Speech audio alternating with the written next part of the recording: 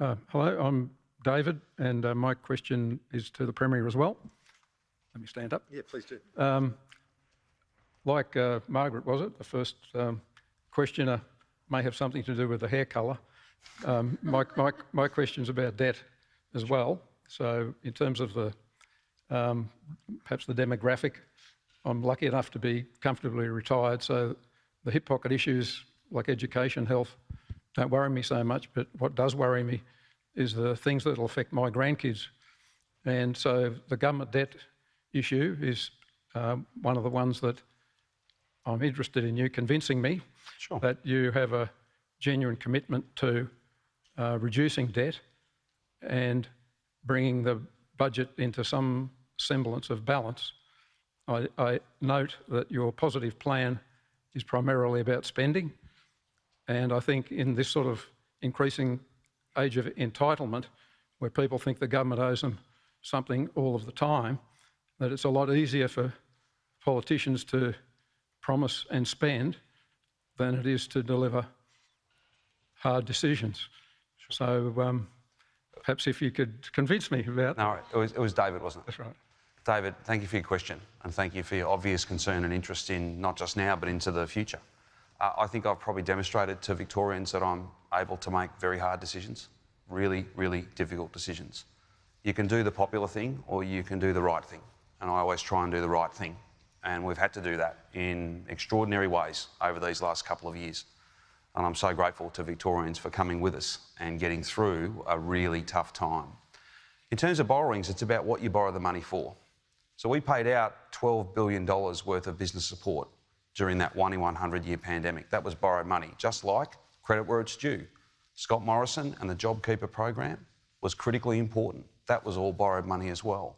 And that's an extraordinary thing to do. I will never forget the Governor of the Reserve Bank, Philip Lowe, at a National Cabinet meeting very early on saying, you guys, you all need to borrow, you need to invest, otherwise this economy is going to collapse. We're going to finish up with 20-25% unemployment and thousands of people will not find a new job for years, and there will be such damage. Now, that's not to say that what we've been through has been easy.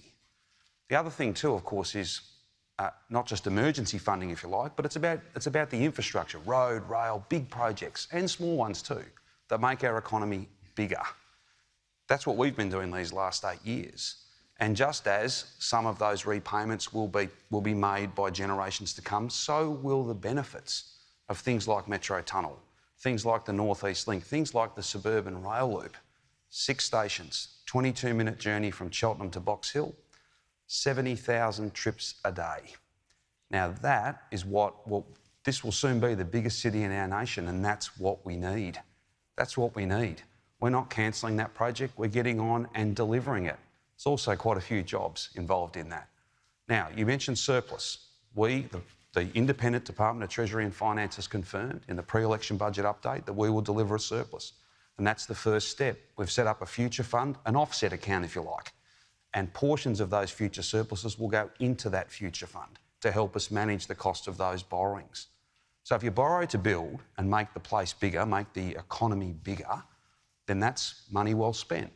If you borrow in emergencies because there's simply no choice, then that's using the state's balance sheet and budget to support families and businesses. And that's exactly what we did. Premier, the Standard & Poor's, the credit rating agency, said that Victoria is at the weakest fiscal position than any state over 40 years. Just to follow David's question, I'll get Matthew Guy's response. Is this the time to be having a big spending election campaign? Well, I just want to make one further point in relation to spending. We've committed about $12 billion worth of additional spending. I think Matthew's commitments are quite a lot more than that, like closer to 30. So we're putting forward a positive plan, yes, but we're also delivering that budget surplus because it's very important. That's how we start to turn things around. So that surplus is important, and that's not just me saying it. That's the Independent Department of Treasury and Finance have signed off on that, and that was in the pre-election budget update issued under Victorian law just a couple of weeks ago. Let's get Mr Guy's response to David's question and to the follow-up. Thanks. David, and all of you ladies and gentlemen, I'd say you should be very aware of politicians telling you you can have everything, because we can't. In life and even in politics, we have to make tough decisions. And tough decisions is about saying what can we afford at this point in time, because we can't do everything. My priority to you is to say that the biggest issue in this state at the moment is fixing our health system. When 33 Victorians die waiting for an ambulance, you know we have a problem with our health system. When a 7-year-old last week can't get in for chemo treatment, we have a problem with our health system. So yes, I'm going to take all of the government's committed money from the Box Hill to Cheltenham Underground Railway line, and I'm going to put all of that into health. It means I can't do one, but I am going to fix the other, because it's about choices, and governments have to make hard choices. Yes, it's a hard choice to take the money and put it somewhere else, but to me, fixing the health system is the priority. For you, for me, for my parents, my children, for your neighbours and yourselves. And I just say it again, we've got more debt in this state than New South Wales, Queensland and Tasmania combined. They went through COVID too. And we started at 20 and we're now at 165.9. You can't have everything, and be wary of politicians who tell you you can.